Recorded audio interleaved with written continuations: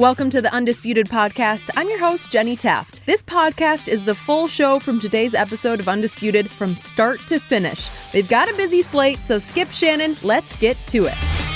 Welcome to Undisputed. We are live from Los Angeles. I'm Jenny Taft here with Skip Bayless and Shannon Sharp. Good morning. Good morning. What's so funny? It's always so funny. I'm going to write a book about you. Really? Yeah, what I'm doing, write a book about you. I was just thinking the same thing about you. I was going to write a tell-all book about what really goes on behind the scenes of Undisputed. But my book wouldn't sell because it'll be all roses and rainbows. You know what? As a matter of fact, the book coming out tomorrow. I've been working on it for 5 years. 5 years and it'll be a page long. You guys don't want to know what I would say if I you in it too, Jenny. You in it too. I got a lot of thoughts. No, okay.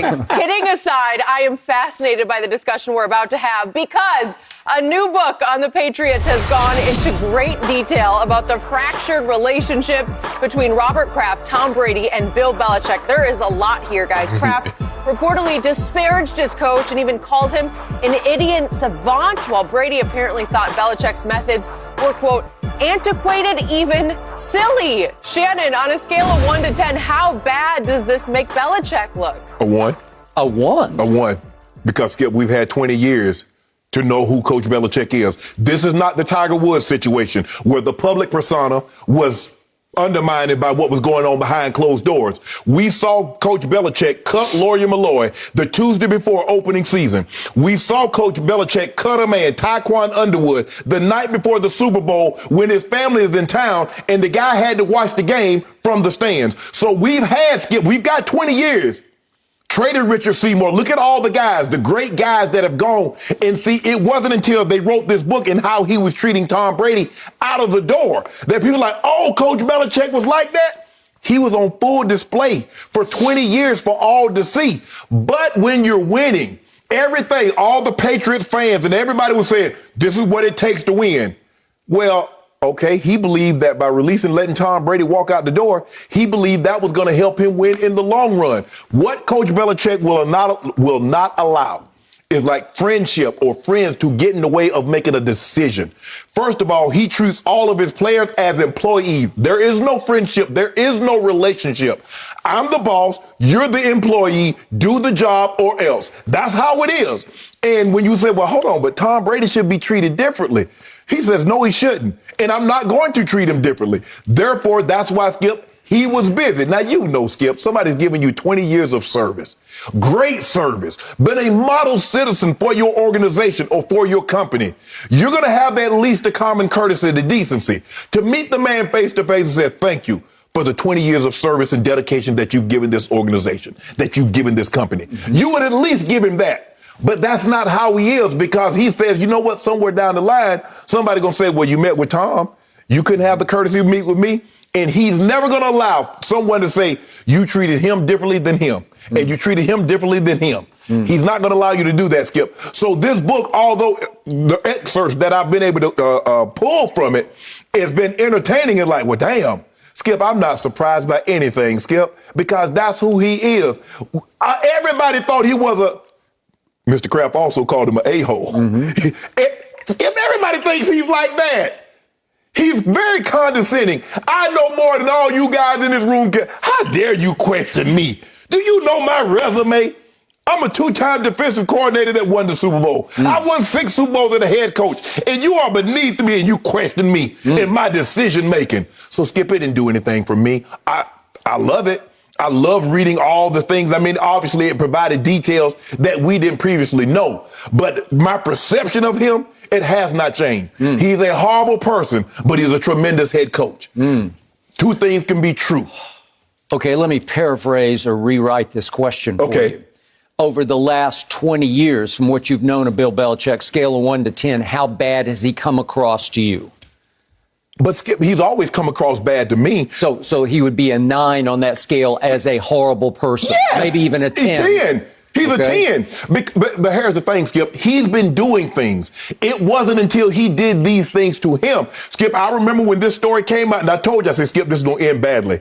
I said, it's going to end badly. And what Mr. Kraft did, Mr. Kraft was saying all these things, but he saw something that happened years earlier. Jimmy Johnson and Jerry Jones. He says, I'm not going to blow this up. I'm not going to cut the golden goose head off. I'm going to let this goose keep laying eggs as long as it possibly can. But what he did in the process, he let the farmer end up killing the golden goose. He didn't do it. Okay, but remember, Jerry versus Jimmy wasn't about Jerry having to decide between Jimmy and Troy Aikman, right? No, it was about it was about that, Skip, but it was about we had an opportunity to continue to build, and they let egos. Mr. Kraft wasn't going to let his ego, whatever he thought of, he knew deep down, Mr. Kraft is a really good man. He's a devout man. Ask him what he really, really, truly thinks of Coach Belichick. And if you say this is the only way you're going to get to the pearly gates, I guarantee you it'll be a different perception and all that huggy stuff that they have on the platform getting that Lombardi. Okay, I got it. My turn. So I will be the first to acknowledge I have not read the entire book. Right. But I have read dozens of excerpts, excerpted highlights, or maybe we should call them lowlights from the book. Right. Many of them shocking, though I would say not surprising, because to your point, we knew it was sort of heading in this direction. I just didn't know all the anecdotes that would drive it completely home, drive the final nails in the coffin that is the Patriots dynasty. Correct. So in the end, my final big picture takeaway is that Tom Brady in this book is coming across as the all-time hero, and Bill Belichick as a head coach in the National Football League is coming across in this book as the all-time villain / scoundrel. That's what you called him. Okay, Skip. You've been calling him that. I've always said he's got some scoundrel in him. So what do we know from this? Well, I've been saying these things to your point really since Spygate. That was 2007. So that's a lot of years on TV that I've been saying, I don't trust him. I disqualify him as the GOAT coach, because now we even get more anecdotes, one from Mike Martz about how angry he was because he believed heart and soul that Belichick commissioned having his walkthrough videotape the night before that first Super Bowl. And then the second Super Bowl, we got all of it from Carolina. That's not in the book. Marty Herney has said on public, and he had a radio show where he talked about they were convinced that Belichick videotaped their walkthrough the evening before the Super Bowl. That was their second Super Bowl that they won against Carolina. Scoundrel.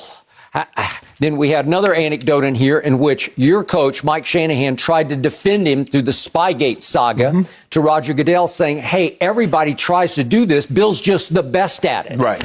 And that's kind of damning with faint praise, if you will, because Mike probably has a little bit of scoundrel in him. That he does. You know it. He does. I know it very well. Okay, because that's, if you ain't cheating, you ain't trying. You know, everybody. It's the sport of baseball. It's the whole sport was built on how can you bend the rules? How can you do things to the baseball to make it spin? Okay, we get that. So now let's start with the flashpoint quote of all the anecdotes that we got. And it's Robert Kraft leaving his Aspen home to go to a Patriots game and telling a friend, according to the book, and again, it's not a quote from Robert Kraft. It is, as Belichick tried to dismiss the whole book as second, third, fourth hand quotes, but that Robert Kraft told a friend that I have to go deal with that, as you know, what did he call him? The biggest effing a-hole in my life. In my life. And he was dreading having to even have to be in the same space with Bill Belichick because he did not enjoy him as a head coach. Because they're so different people. I don't know if anybody's ever been around Mr. Kraft, anybody's ever been around Coach Belichick, but they couldn't be more different as far as personality, as far as engagement. Okay, and Kraft also reportedly called Bill before he hired him that he found him to be an idiot savant. Well, that's a contradictory term of he's an idiot, but he's a brilliant idiot. He's like gifted. He's got some like genius about it. He's Rain Man. And the point is that he's got rough edges. He is aloof. He's arrogant. He's difficult to deal with. He is immovable off his opinion. Once he gets dug in on something, you can't talk him out of it. We can't communicate. I don't like socializing with him. But man, does he have some gift of especially teaching and coaching defense, right? Okay, so these are damaging quotes to reputation, right? So then we look at the bigger picture, and we see a Tom Brady as early as 2017, which we already knew from Seth Wickersham, saying, I just can't play for him anymore. I can't take it anymore. He did not evolve. That was the quote from, obviously, Guerrero last week. And the whole idea that he was antiquated, it was so antiquated that it became silly how Bill was stuck in the past. It was almost like he was a dinosaur that Brady allowed to continue to operate because he thought they could still win in spite of Bill Belichick. Right? But Skip, now I'm going to defend him on this. I mean, because I think there's a lot of things that the way my grandmother and my grandfather raised me that I look back and it was antiquated. But I cannot argue with the results. And although Tom Brady said, yes, it's antiquated. But the question is, how do you argue with the results? And remember, everybody used to say they can't be possibly having fun over there. It's so methodical. It's so this and so that. And Tom Brady said winning is fun, which goes to now he just blew up 100 years of sports. Winning cures all. Winning masks all. It could not mask his disappointment that he was starting to have for Coach Belichick. And after a while, Skip, it said, Mr. Kraft knew he was a jerk, but he was a jerk that was winning Lombardis. Tom Brady knew he was a jerk and a butthole also, but he was helping me win MVPs and go down and people regard me as a GOAT player. So he was willing. It wasn't until, Skip, everybody's like, it wasn't until when his time came due to have to stand in front of Coach Belichick said bye, that everybody's like, oh my goodness, he could do that to Tom Brady? Yep. Because he believes he can win with anybody. Yes. They're cogs in his system. Even Tom was treated as a cog. As a cog. He was never treated. And when Tom screwed up, he would hear about it in film sessions with the team. Right. He would be called out by Bill in front of the team. Practice would get stopped when Tom misfired or made the wrong call or decision. Yeah. Brady. You call him Brady. Brady. What are you thinking? What are you doing? Show him up in front of the team, which also sends a message to everybody. Nobody's the same. I'll treat you all the same way because you're all disposable to me because I'm the genius behind this operation, right? Okay, so now we get all the way to that 2017 season Super Bowl, and we finally hear a plausible explanation for why Malcolm Butler was benched for the whole game. The guy who played the most defensive snaps during the regular season played 0 defensive snaps in the Super Bowl. And I've told you 100 times on this show, I still haven't heard any explanation because Bill just danced around it. What happened? Obviously, Brady was furious about it afterward and actually commented on a post, remember, the next Twitter, day. So maybe Twitter, might have been IG or something. Like, but I love you, Malcolm. He liked the post, yes. Remember that? Okay, so now we have an explanation, and we'll have a direct hit on this later in the show. Okay. But we now know that according to the book, that Matt Patricia got into it, again, the defensive coordinator at the time, who went on to be an unsuccessful head coach at Detroit, Coach Pencil, I called him, but he's Bill's boy. He's like the right-hand man. One of 2 men that's ever left and been allowed to come back. He and Josh McDaniels.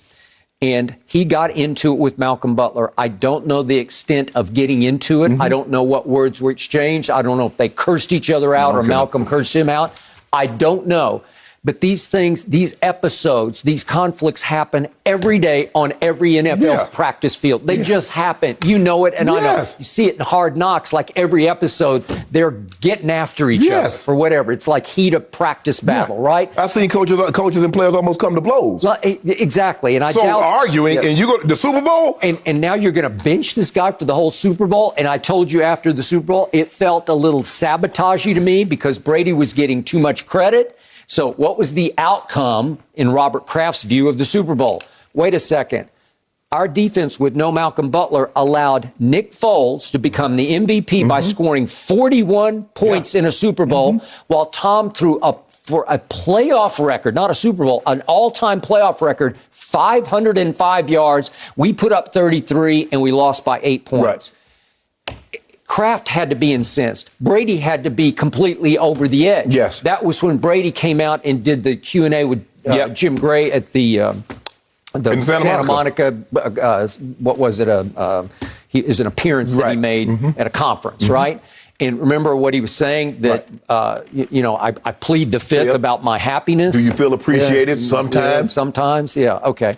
So here's the other big takeaway from this book that is shocking to me. They came back the next year in 2018 when Tom didn't want to play there anymore.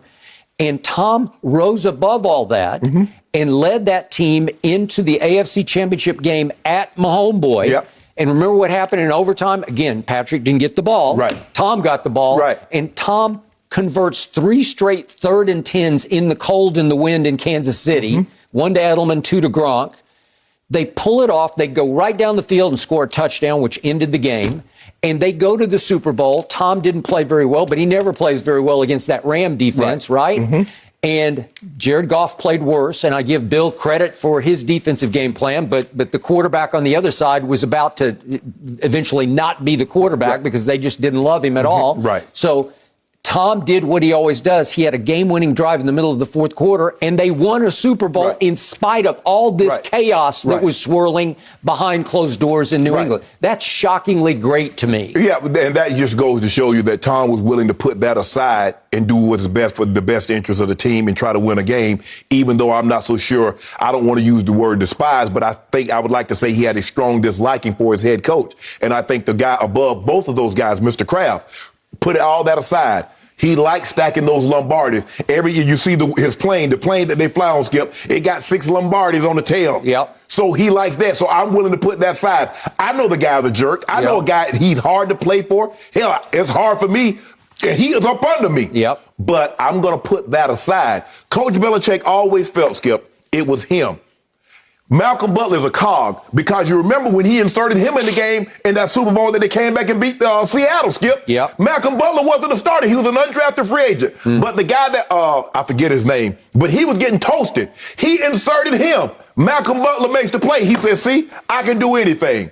He started to feel, he's been feeling himself. He said, you know what, Malcolm Butler?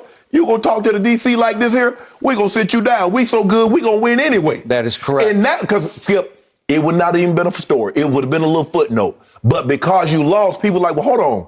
How did the guy that played the most defensive snaps all year not even get a snap on defense? He was relegated to 2 or 3 plays on special teams. Yep. How is that possible?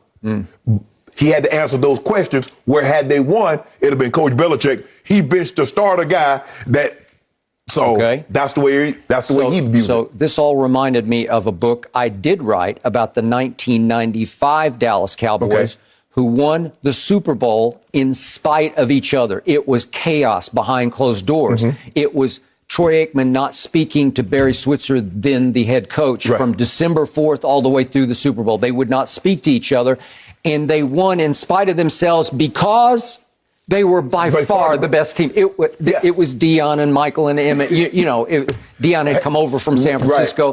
They were just too great. And they wound up just overwhelming Pittsburgh in the Super Bowl because it was Neil O'Donnell at quarterback and Larry Brown ended up being the MVP. Okay, well, that was different because by 2018, the cupboard's starting to get bare because Belichick is getting exposed as a team builder. I do not doubt his abilities as a defensive coordinator, a defensive mind, right at the top of the list. I'll give you all-time greatest defensive mind. You can go all the way back to the 2001 Super Bowl against the greatest show on turf. I give you that.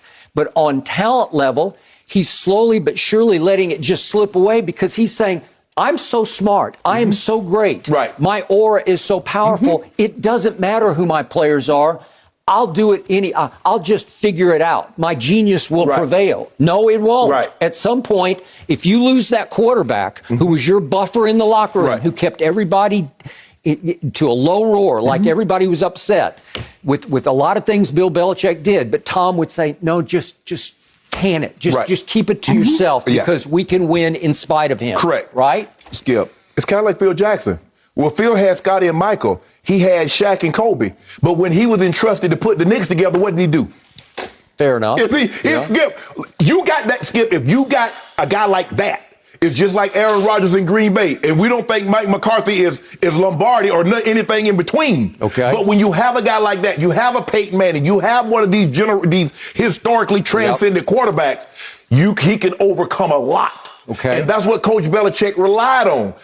He was able to treat everybody else like that because he treated Tom like that. And people like, well, if Tom don't say nothing, Skip, how can I say something? Everybody talks about when they would go in there try to get their contract. He said, well, we pay Tom this. We can't pay you more than Tom. That is correct. And there's also the anecdote that Tom finally threw up his hands and said, I keep taking team discounts. Thank you. You know, hometown discounts.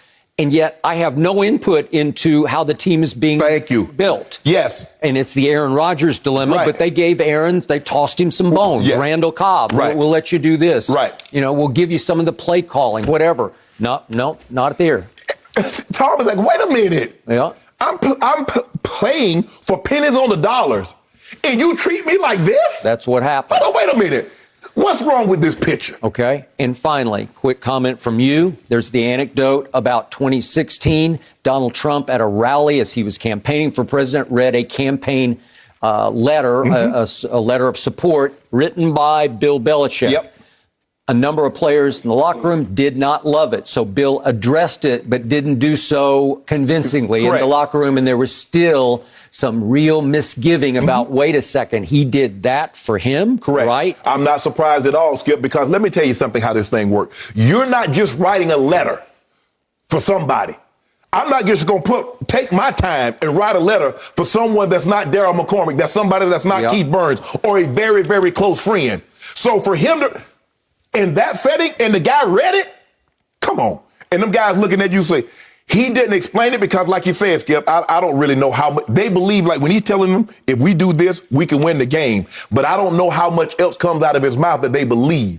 I believe very little because Tom says, I only say 10% of what I'm actually thinking. Well, Coach Belichick says zero. Zero, I would agree. It's a big, fat 0%. Big fat zero. Yep. So, Skip, for me, the reason why I said it was a 1, and I think you understand, you know who Coach Belichick is because you've been saying it for the longest. He got scoundrel in him. He got scoundrel. Maybe people didn't know he was this big of a scoundrel, but given his history, I got 20 years body of work that says, okay, yeah, that's him. That's him. Yeah, I can see him doing it. This is, I don't care what anybody says. This is not a Tiger Woods moment because Tiger Woods' public persona. I'll buy that. Private persona. That, you want to talk about a shocker. Right. Ooh. Coach Belichick, you see how cold and how callous he is and how condescending he is and feel like, who are you to question me? Yeah, it's all fascinating how it all affects his persona. The book, I cannot wait to read Tom better than me. About it. What'd you say, Shannon? Tom better than me. Because you wouldn't have stood You'd have I'd have dressed him long time ago. I agree. Yes, I agree. That's a really good point. He has kept it in for a long time, but maybe it will be on display on Sunday. No mercy. Newest Laker Russell Westbrook is already taking on a leadership role with his new team. Russ praised his big man, Anthony Davis, as the ultimate weapon. He also vowed to push AD every single night as he, Davis, and LeBron embark on a title run. So, Shannon, do you like that he said this? I do. And I believe both guys will be good with this. AD has made it abundantly clear there are a lot of times, Skippy, in that championship run about how guys were in his ear saying, you're the best player. We need you to be the best player tonight. We need you to dominate on both ends of the court. Skip, when I look at Anthony Davis, he should not be any less than what Giannis Antetokounmpo is. Giannis can't shoot the ball like AD. He can't shoot from the mid-range. He can't shoot the three. He can't shoot the free throw. AD's post-up game is better than his. Giannis can drive the ball. I believe they're very comparable on the defensive end. I'll buy that. So the only difference is Giannis brings it every single night. And AD, I believe, sometimes takes nights off. He can't have that. It's time from AD. We would look at AD like AD's top 5. 80 top 5 in talent or top 5 player. Because if he plays like his talent, there's no question in my mind he's a top 5 player. Because where do you get 6'10 and a half that can do everything he can do? Can handle the ball, shoot the three, mid-range game, put it on the floor, get to the rim, can protect the paint, can guard 1 through 5. He can do it all, but he needs to do it all on a nightly basis. And Russ says, that's my job now. I'm sure LeBron has always been in there to let him know who he is and what he is. But Russ says, it's my job on a nightly basis to push him and to make sure he understands what we expect, what we demand from him on both ends of the court. And I don't believe AD is going to have a problem with it because at the end of the day, great players want to be pushed. And Russ comes with credibility, Skip, no matter what analytics say about him. Players around the league hold Russell Westbrook in very high regard because he does have that MVP. Somebody thought Russell Westbrook that year was the most valuable player in an NBA season. He has that on his resume. He has all NBA selections. He has all-star selections on his resume. So he comes with credibility. He doesn't have a championship, but he has a body of work that ain't a whole lot of guys can say they've been MVP of the league, especially current players. There's only a handful of them. Kevin Durant, James Harden, Steph Curry, LeBron James, and Nikola Jokic, and Russell Westbrook. Those are the only ones that can say, you know what? I'm an MVP of this league. Russell has that. So I believe he'll be in AD's ear. When AD, no, AD, I need that. I need you to give me more than this. And I think it's going to work out just well. I expect us to see the best AD, the best version of Anthony Davis, which would be something around 27, 10 and a half, 11, with 2.5, 3 blocks a game. That's what I expect. All that matters is what happens in June to your Los Angeles Lakers. And Shannon Sharp, I believe that this quote from Russell Westbrook in media session number 1 as training camp is opening is precisely why LeBron and Anthony Davis will not be able to win with Russell Westbrook. He didn't just tiptoe into his first media session. He kicked in the door because that's the way he plays basketball. I've told you before, I love to watch him, but in the end, he's an egomaniacal, delusional stat machine of a solo act who is more concerned with stats, as in triple doubles, than he is with winning. That's why he wears number 0 to me, because 0 stands for 0 rings. Well, you're going to have one. Okay, but he brings no ring cachet to this. If he had 4 or 5 rings and he walked in and said, hey, I'm going to call you out on a nightly basis, then I would stand up and applaud for that. But he is not the player. He is not as accomplished. He is not as decorated to me as Anthony Davis is, because Anthony did win a ring. Yes. Right? And he was the driving force of that ring. I could argue, even though LeBron did win the MVP, that the playoff MVP that year was Anthony Davis for the whole playoff run. You know I'm right about that, but that's okay. So remember what I told you.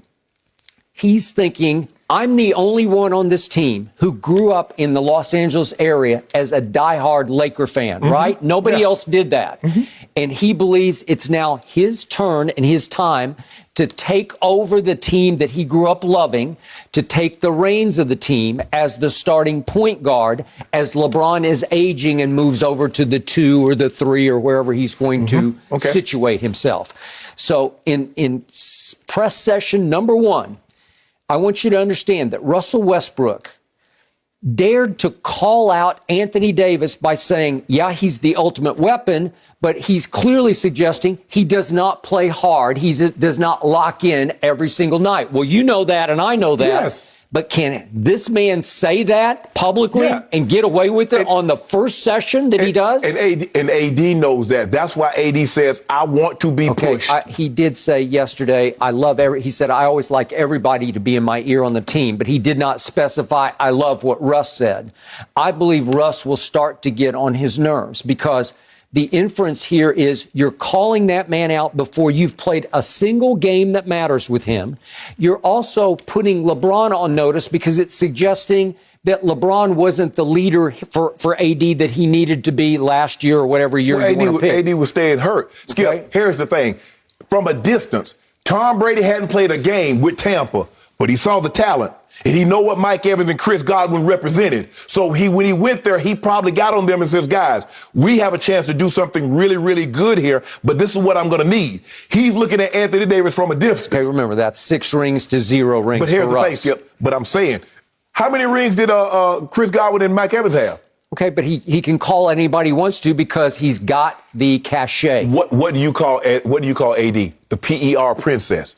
No, I don't call it princess. Prince. Yeah, you call it PER Prince. But the thing is that, yes, those stats, but I need those on a nightly basis. That's who he was in New Orleans. And where were they? What was that getting him? Okay. What did LeBron get him? He showed him how. Yes. That we'll go to the bubble and we'll stay together and we'll be the one team that stays unified and we're going to win your first ring. And they pulled it off. Yes. But okay, well, don't discount LeBron's input into that. Skip. Did LeBron keep him locked in? Yes, he did. Yes, but last year I think AD was hurt a lot. But even before AD got hurt, You can't sit here and say, no one can say AD was playing like, before he got hurt, like he did his first year. The numbers indicate that it wasn't even close.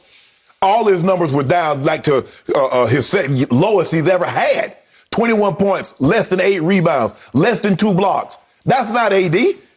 Like I said, AD, Giannis can't shoot the ball like AD. He can't handle the ball like AD. But I tell you what, Giannis gives it, brings it every single night. And that's what the Lakers are going to need from Anthony Davis. Every single night he touched the court, he need to go out there and say, yeah, pencil me in for 28 and 10. Okay. I would also like to hear AD say publicly about Russ, I'm going to stay on him to reduce his turnovers because he led the league in turnovers last year. He's led it 4 times. He's been second 4 times, and we can't live with that on this team. But he's never, once KD left, I mean, he's playing with Steven Adams. He's playing with guys that's not LeBron, that's not Anthony Davis. So James Harden is James Harden. Yes, he's played with great players. Played with KD, played with James Harden. PG, I wouldn't say PG is a KD, Harden, LeBron, AD, but he's a very good player. So for me, I'm not even worried about that. You just sit back. That's what you do. You just sit in the kitchen. I'm going to be sitting up. That's the way we just smell that wrong. But Granny in the kitchen cooking, I already know it's going to be good. She ain't even talking about what you're cooking. I'm on the edge of my seat all year long. Yeah, be there for that in June. And I also am suspicious of Russell Westbrook in this regard. Why? He always needs an accomplice to get to the triple-double. He needs somebody he can count on to get his assist total to 10 plus.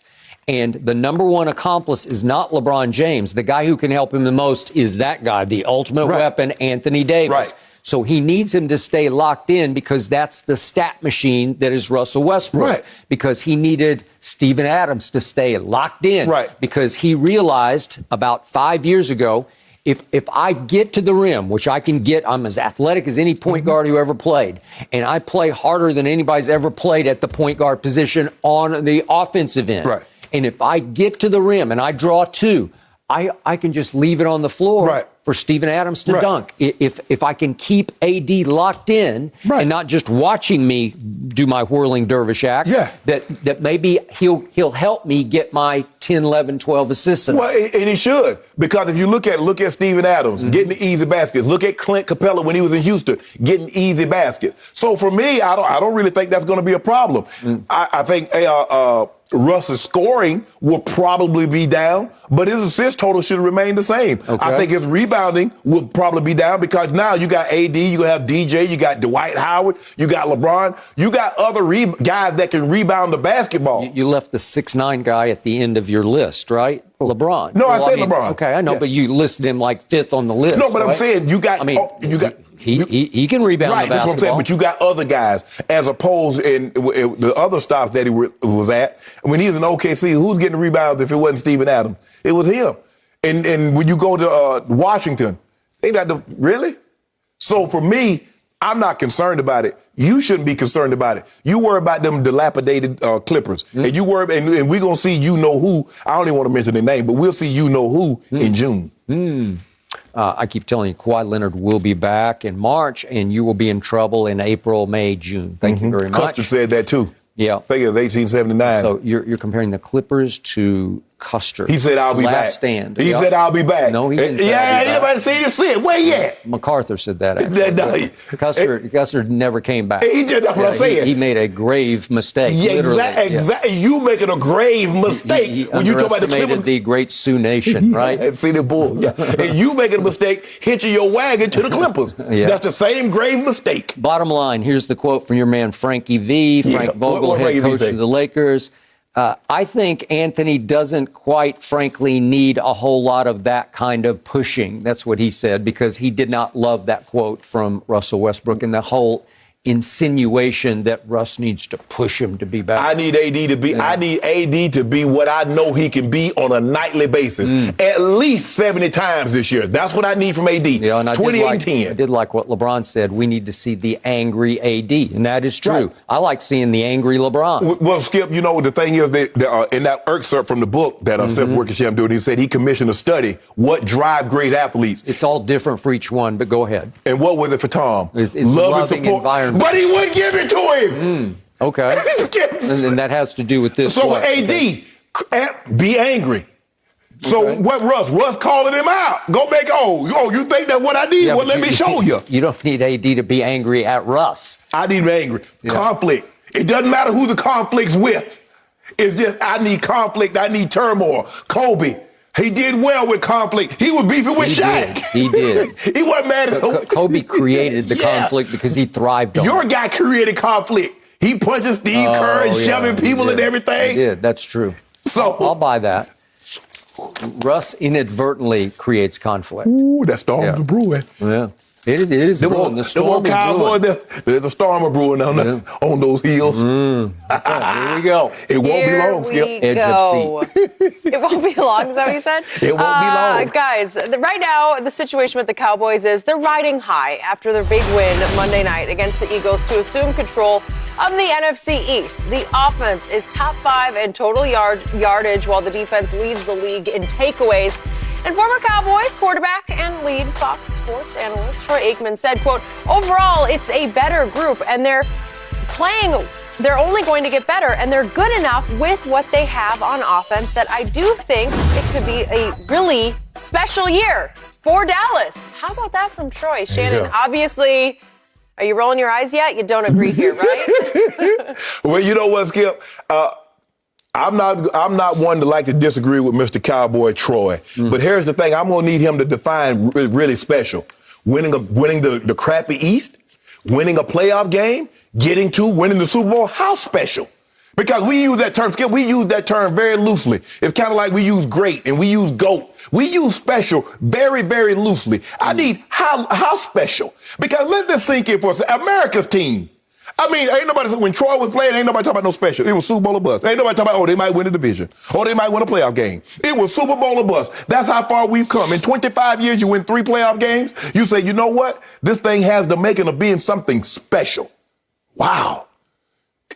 I never heard that from New England talking about, we got a chance to do something special. That should be the standard. When you won championship, that should be the standard. Okay. Far cry from where you used to be. Right now, they're not better than the Rams, Bucs, Cardinals, or Packers. All Packers, all in the NFC. Not so sure if they can get healthy, they're better than the 49ers. So 5th best in the NFC? What part about that did you... After you picked them to finish 3rd in the least? Hold on. That's special, actually. Really? Yeah. Really? Yeah. Let that sink in for a second. In the worst division in football, they got a chance to win that division. Yeah, you should let that sink you. Yeah. And now, you saw all the power rankings. Tell me the power rankings that have the Cowboys in the top 10. Yep. There ain't none of them. Dak played great. Dak QBR, 52. Is that good? Now, I noticed you haven't mentioned QBR this year. You love that stat. That's your... I've mentioned it a lot. No. Oh, no, you haven't. You haven't... That's your... When it comes to sports, there's the actual Bible, the King James Version. There's that Bible, and then there's the QBR, which is the Bible of sports and football. Skip, believe. It ain't mentioned it one time because that's where Dak is, 52, which isn't very good. Skip, look, I will concede this. The defense is taking the ball away at a clip that I did not see. Well, they're only leading the NFL. They're taking the ball away at a clip I did not see. Dan Quinn has simplified it. Guys are attacking the football. Guys are running to the football. And when they're getting there, they're putting hats on football. They're getting the football out. And when the ball touches their hands, they're coming down with it. So I will concede that. But they still giving up 300 yards, 400 yards passing at will. So I'm going to need to see a little bit more before I say division. I don't see special. I see a team that win in the division. And teams that win the division don't get labeled special. Okay. Allow me to tell you why I love Troy Aikman speaking about my Dallas Cowboys. Because he's speaking good about your Dallas Cowboys. No, because he is painfully objective about my Dallas Cowboys. When they stink, he will say they stink stronger than anybody out there will say it. Case in point, do you remember that fateful Thursday night game down the stretch the week after Thanksgiving in 2019? As Dak Prescott was unraveling right before your very eyes at Chicago against the Bears, a team that I thought they could beat. Jerry admitted afterward that on the flight up, the coaches are all telling him, we got this one, right? Yep. You don't got this one. That was the night Zeke ran for 30 yards and waved out of the game. I'm gassed. I can't go. And I told you, Eric Dickerson is saying feed me at that point. I'm taking it home because that's what great backs do. And that was the first sign of Emmett is no longer on a great arc, right? You mean Zeke is not on I'm sorry, Zeke, yes. So after that game, in the post game, Troy Aikman said this live on Fox. That was a Fox telecast. And if we could see this, I'm going to read the whole quote to you. This is how scathing Troy can be on my Dallas Cowboys and his. I don't know how you come back from this.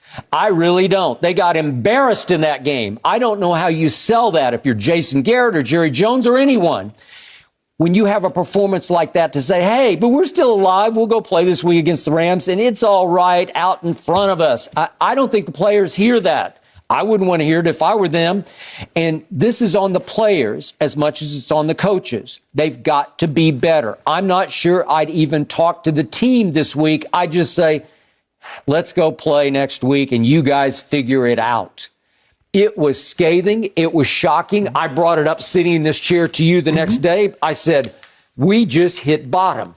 Because one of the greatest quarterbacks in our history just sat live on TV and said, this is completely unacceptable. But Skip, did he need to see I guess he needed to see him up close and personal. I had been telling you, a catfish will always be on the bottom. You had been on the bottom all year. Well, not after the first 3 games. We weren't against garbage teams. Remember, we got the Giants at home. We went to Washington. Then we got the lowly Dolphins, maybe the worst team in the NFL, at home. And you were feeling Dak good. QBR'd all 3 of them to death and was leading the league in QBR at 91 after 3 games. And everybody was thinking, this is going to be a special season. Nobody said that. I did not say that because that was discounting quality of opponents at that point. No, I discounted them. And then they go to New Orleans and they lose to Teddy Bridgewater 12-10. And then they go up to the Jets and they lose 24-22, your favorite all-time Cowboy loss, as you were screaming your lungs out till you lost your Sam voice. Darnold did that? Yeah, Sam Darnold. He did do that. He threw a party in the first half. Remember that? And then they end up going to New England and losing 13-9 and going to Chicago and just stinking it up and stinking at home against Buffalo and then they still had a chance. The last game, they go to Philly for all the marbles of the least and they stink and they lose 17-9. It was, and Dak overthrows Tavon Austin in the last series. It could have been a touchdown with a 2-point conversion that could have sent it to overtime, right? And Troy had basically said, I've seen enough of that. Yeah, I've been seeing it. Which is why this is pleasantly shocking to me that Troy went all the way to special. He went all the way to, I think they can be a great team, a really special year, he said. And I'm taking it to my bank. Okay, but here's the thing, Skip. Normally special year for the Cowboys. When Troy, if I would have asked Troy when he was playing, what's special, Troy? Super Bowl. Now, if you ask Troy what's I would tell you, again, we don't have him right here to hold his feet to the fire. But I think he would say if they can get and stay healthy, because they got a bunch of players who are going to come back, right? If they get remember all the players who are still out there? DeMarcus Lawrence is going to come back in, I don't know, 3 or 4 more games. Neville Gallimore is going to come back. He's disruptive. Keanu Neal's in COVID. He's going to come back this week. And Kelvin Joseph, their second-round pick, the corner out of Kentucky via LSU, he's going to come back, and he'll contribute some. Lyle Collins will come back at right tackle. Michael Gallup will come back and make them as deep a receiving core as any team this side of Tampa. But you told me yesterday when I said if the Lakers stay healthy, they're going to be the last team standing. You say, you gave yourself a little escape hatch. So you giving yourself a little escape hatch? You're talking about if they stay healthy? Well, I mean, football is way different than basketball because health is still an issue. I know, but the injury gods in football just dictate the outcome every year. Like it did last year in basketball when James Harden and Kyrie, with Anthony Davis and LeBron. It was a bad year for basketball. And Kawhi, you said yourself, Kawhi hadn't got hurt. Okay, I got it. Okay, I'll give you that disqualifier, that caveat. But again, I think Troy is seeing a potential shocking Super Bowl team. That's what he's saying is that they could get on a roll because what was his first point? That they can score so many different ways that every time they have the football, you think they're going to go score. What about the Rams? Am I right? What do we see with the Rams? Okay. Can they score as easily as the Rams? I do not discount the Rams. I mean, obviously, yes, they're way more proven. Matt Stafford's way more proven than Dak Prescott is. But Dak Prescott is in a serene space right now, and I told you after Hard Knocks, That's a different guy. Yeah. And he's only completing 78% of his passes, which is only leading the National he's throwing the ball from here to that wall, so he should. Well, I told you, I showed you the 44-yarder that opened the game against the Eagles to my man C.D. Lamb, right? Even with that completion, he's 14th in yards per attempt. Would you believe that my Thunder and Lightning running back combination is now 4th in the league in rushing behind the usual suspects of Baltimore and Cleveland and Tennessee? Yeah. Obviously, it's 4th? You're kidding me. We can run the ball down people's throats, and Dak is completing 78%. That is difficult to defend. So, and he's going to be completing 78% by the end of the year? Well, obviously, that would be a historic pace, Okay, right? Okay, we are taking the ball away the way nobody is. We're leading the league in takeaways, Matthew Stafford's and we're leading the league in turnover differential. So we're not giving it away, and we're taking it away. Matthew Stafford, that's a good sign. I know it's early, but it's a great sign. NFC Player of the Month doesn't give it away. Oh, that was Cooper Kupp. I mean, he was a Ram, but Stafford doesn't give it away. Okay, we're not talking about Stafford. We're talking about the Dallas Cowboys as a dark horse Super Bowl team. Yeah, they are. Let that sink in for a second. What you just said. The Cowboys are a dark horse. Yeah. That's like somebody said the Lakers are a dark horse. That's not true. Okay. No, they're historically great friends. Hold on. You won 5 Super Bowls. It's this year. Look at all the Hall of Famers y'all got littered in Canton. Okay, what do you keep reminding me of? It's been since 1995 since we even played in an NFC championship game, let alone win the Super Bowl. Skip Bayless said the Cowboys are a dark horse. My, how the mighty have fallen. We missed the playoffs the last 2 years. What are you talking about? Well, they were a dead horse the last 2, right? Yeah. Okay. All right, so what are you talking about? Dak Prescott's playoff record in his regime, in his tenure, is 1-2. He beat Russell Wilson at home in a playoff game. But you seem so convinced that he's so much better. So I mean, that's going to be. But what makes you? He's a new guy. He got it. He's saying Dak Prescott. Huh? He's saying Dak Prescott. No, he's not the same. Yeah, he is. He is very different. He's taken it up a whole, maybe 2 levels. Well, how about we wait and see?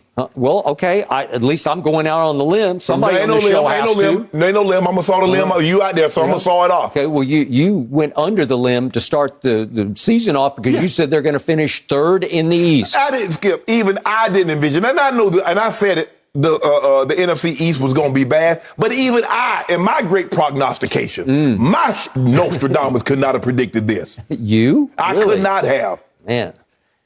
Would you believe my Cowboys are averaging 139 rush yards a game? That's unbelievable. And they played against the defending champ Super Bowl defense. Well, let me ask you a question. Right? How many yards did they rush for against them? I don't know. I don't have it right in front. I just know they're averaging 139. Probably about 50. Okay. 50. Okay. And then they go out to the Chargers, who beat the brakes off your homeboys. Oh, they beat the brakes. They beat by 1 score, Skip. They beat the brakes off them. And guess what? We live to tell about that game. Dak Prescott, another game-winning drive in the 4th quarter, just as it should have been, could have been at Tampa Bay, except that's against the GOAT, and you left him 124. Justin Herbert did a great job of taking care of the football, and they got the ball, they got it in the red zone, they cashed it in, unlike they did against Dallas. They Kazee picked him off, and he threw another interception to Tavon Diggs. But hey, give them credit. They won. But Skip, guess what? Pro Football Focus, your favorite website, ranks my Dallas Cowboy offense after 3 games number 1 in the NFL, above the Rams, above my homeboy, above name 'em, above Tampa Bay. Based on what? I'm just telling you what they did. They're really smart at Pro Football Well, they got your quarterback. They got your quarterback ranked above Stafford. Okay. Guess who has the best run blocking offensive line according to Pro Football Focus? We do. Zach is back. I mean, that's not necessarily true considering you're 4th. It's hard to believe that you're the smartest person in the class when I'm valedictorian and you're an honor student. It's hard to believe that you're smarter. I got the credentials to show it. Well, Tennessee Titans got the number 1 rush offense, so it's hard for me to believe that your offensive line blocks better than theirs when you're 4th and they're 1st in rushing. I'm just saying, I'm just using simple logic. No, you're not using simple logic because I never said that Zeke was better than Derrick Henry. Hold on. Never said it. But it's the line. Okay, but again, if you put Derrick Henry in this offense, he'd be averaging 250 yards a game. No, y'all ain't gonna give him the ball like that. Well, I think we are because you know my favorite stat now, 26-0 in the Dak regime when they run it more than they pass it. Well, you know what my favorite stat is? In the last 26 years, 3 playoff wins. Okay, That's my favorite stat. That's why I said they're a dark horse. Dark horse. Hey, wow. I'm taking Troy Aikman to my bank. Special. The Cowboys are dark horses now. Special. Wow. Could be a great year. I couldn't imagine. I couldn't ever imagine Secretariat or Seattle Salute being dark horses. They're out. Oh, they gonna be favorites. Okay, well, they won the first 2 legs of the Triple Crown, Okay. so they're going to be the favorite. They're going to be in the spotlight.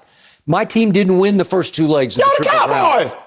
You're America's team. We are America's team. I mean, so you can't be no that. dark horse. Yes, you can. We missed the playoffs. Yeah. So what are you talking Might about? miss it again. Yeah. Oh, really? How much you want on that? I don't want nothing. How much you want on that? I don't want anything right now. Yeah.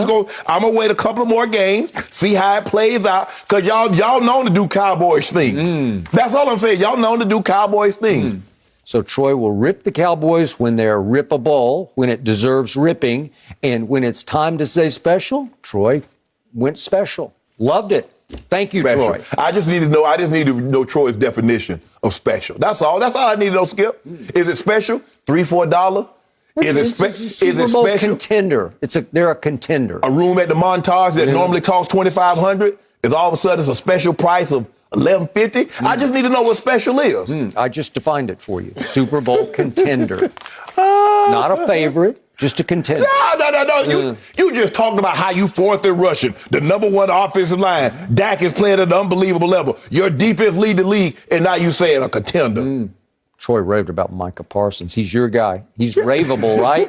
Because he's brought a new life and energy to the defense. I told you before the year started, he's going to change the way we play defense, and he has. Voila. I thought the Cowboys were Muhammad Ali. I didn't know they were Leon Spinks. I'm just saying, that's what I thought. Okay. Leon Spinks was not special. And I got to know him. I got to know him very well. I spent a whole week with Leon. Was he the heavyweight champion? For a moment. Okay, then. No mercy.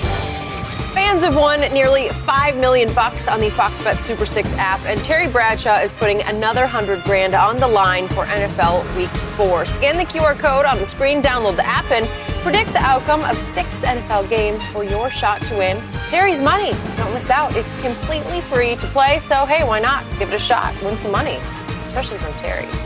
And one of those games features Bill Belichick and Tom Brady facing off for the first time since the QB left in 2019 when the Bucs travel up to New England on Sunday night. Yesterday, Belichick was effusive in his praise for the reigning Super Bowl MVP ahead of the matchup.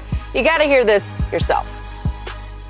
Tom's had an unbelievable career. I mean, you can't, there's not enough superlatives and adjectives to compliment him on everything that he's achieved and continues to achieve. So, yeah, it's unbelievably impressive. Nothing Tom does surprises me. He's a great player. Works hard, takes care of himself. I mean, he's talking about playing till 50. I mean, if anybody can do it, he probably can. Tough as any quarterback there is or ever has been. I mean, enough said. Nothing like a Belichick press conference. Shannon, is this genuine or calculated? Calculated. He's just saying all the right things. Why didn't you give him those superlatives? Skip, as we say now, why didn't you give his flowers while he was there? Why is it taking you now to give him this? If you actually believe that Tom Brady could play till he was 50, why not give him a contract extension that at least took him to 45? That's 7, 8 years less than what 50 is, Skip. Correct. If that's what you truly believe. You believe Tom Brady was done. That's what you believe. And you believe you can win without him. And now he's saying all these things because Tom not only left him, played unbelievable, got to and won the Super Bowl. So what else could he say? How's he supposed to, what can he say, Skip? Yeah, he played okay. Oh, no, I don't believe Tom can play till he's 50. He's already proven you wrong. All I'm saying is you had him there. It said that when you commissioned this study of what make the greats greats, from Tiger to Jordan to Kobe to him, it was love and support. Something that you didn't offer while he was there, even though you knew that's what he thrived upon. Not conflict. Love and support, which you didn't give him. Yep. Now, all of a sudden, you want to praise. There's not enough superlatives. There's not enough to talk about his career and what he's done and what he's continued to do. That's what you should have told him while he was there. You had the opportunity. It's like being married. You was in a marriage for 20 years, and neither partner told the other partner what they should have said now that we're apart that you're saying all the time. Yep. Maxwell's song, things you should have said, but we didn't say. Stop it, Coach Belichick. Like I said, Skip, if Tom says he only says 10% of what he's actually thinking, I believe Coach Belichick says 0% of what he's actually thinking. So, genuine or calculated, in my view, it was nauseatingly calculated. It was disgustingly calculated. It was ironically calculating because he pushed the guy out the door. Thank you. And I remind you, once upon a time, they had a home AFC championship game against the defensive unit then called Saxonville, Jacksonville Jaguars. The Wednesday practice ahead of that game, Tom, somehow you thought he did it as a home accident. I don't know what happened, but he said he got his hand stuck on Rex Burkhead's helmet or something on a handoff. I don't know what it was. And it ripped apart his palm below his throwing thumb. It required, according to Tom, 12 stitches to close on Wednesday ahead of the Sunday sort of late afternoon game. Correct. Right? Yeah. Not only did he play, but they were down 20-10 going to the fourth quarter. And he threw for 124 yards and 2 touchdowns in the fourth quarter in the cold with 12 stitches in the palm of his throwing hand. I have to believe that's not that easy to do. Okay. Because it's hard enough to control a football spiral and accuracy when you don't have a bunch of stitches rising above your palm, right? Correct. So it's going to be a little off, but he was dead on in the fourth quarter. And I think he just did it out of sheer will to get them to yet another Super Bowl. Unfortunately, that was the Malcolm Butler Super Bowl. But the point was, post-game, first question, Bill's asked about how great was that by your quarterback? And his answer was, it wasn't exactly open heart surgery. Really? Hold on, Skip. What about those superlatives? What about all the superlatives that you could be? Couldn't you throw him a little bone and say he sucked it up, toughed it out? I don't know. Just throw him a little something. Just not a bouquet, but like one little flower, like a little petal, one rose petal. Of hey, thanks for that. You got us to another Super Bowl. He's not going to give him any credit. So what's happening right here, right now? Bill Belichick knows he's in trouble going into Sunday's game. He knows that Tom Brady, the one Brady he doesn't want to see is that psycho Tom guy who's coming in there out of his mind. Let's go! That guy. He doesn't need that guy trying to score, as you say, 50, hang half 100 on him because he's going to want to do that. Yes, absolutely. Okay? So what's his only hope here? It's to lay it on so thick on Tom that he just heaps more pressure on Tom to where he plays a little bit out of character. He tries too hard, maybe. He's a little off, and maybe they can hang in because the one thing they do have going for them, as we speak, the Tampa Bay Buccaneers defense is dead last in yards passing allowed. They're allowing 338. What is it? 338. You're right. 338. Believe it or not, that is a historically bad pace because the last year's Falcons were the all-time worst. They allowed 294. 338? Really? Would you believe the Buccaneers have a grand total of 3 sacks through 3 games? That is bottom of the list. That is dead last in the NFL. So, again, Belichick has to be thinking, well, maybe we could outscore him, but I got to heap pressure on him. I just lay it on thick. And I've also got to try to convince everybody we wanted him to stay. Baloney. You didn't. It's the biggest bunch of bull ever. Skip, if you want somebody to stay, you don't try to replace them. If you want me to stay in the corporation, Skip, you don't go get somebody to do the job that I do and then try to put them in my position. You got Jimmy Garoppolo and you tried to trade Tom Brady and put Jimmy in the starting job. How does that tell Tom, Tom, we want you? Really? You want me that bad that you want me to replace me? Stop it, Coach Belichick. And everybody know. We're going to talk about this a little later. Tom says, I know exactly what they're being told in the meetings because I heard it for 20 years. He did. So you can't fool Tom Brady. Tom Brady know you full of caca. They already know it. So you up there trying to do all this revisionist history and how much you adore Tom Brady and how great his career is. Stop it. Because if you believe the man could play till he was 50, Skip, you could have just gave him a 3-year extension. And that way he plays till he at least 45, and then you could reevaluate it at that point in time. You know and I know his dream was to finish his career in New England. Yes. So here's Bill Belichick. He's a 7-point underdog to Tampa Bay at home on a Sunday night game, the big stage. When the last time Coach Belichick, a 7-point? 7-point I don't know. Have there ever been a 7-point underdog in the Tom Brady era? No, that's a good question. I don't have the answer to. I don't know, but you're probably not at right. home, Skip. Not 7 points. Maybe 2 or 3, but not 7. A touchdown at home? I'm trying to think. In the Brady? No, sir.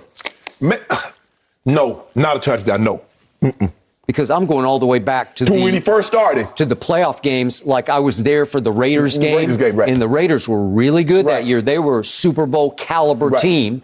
And yet I think I was surprised to find, and I'm just off the top of my head, I believe New England was favored in that game. And it shocked me because I just didn't think that much of that kid playing quarterback. I'm trying to think of a time that Tom Brady has been a 7-point underdog, period. You'd be hard pressed to find it. I just don't know. So that's how good he's been for that long. Okay. Well, Belichick's roster has been depleted. Robert Kraft allowed him to throw a bunch of money at it. Well, he depleted it. Okay. They're 1-2, right? And they're in danger of falling to 1-3. And if they do, it's going to rain down on Belichick there because if they lose this game, especially if they lost it convincingly. Oh, they're going to lose it convincingly. Hey, Patriot Nation would be it'd be like, okay, that's it. And there would be some heat on Belichick. Of course.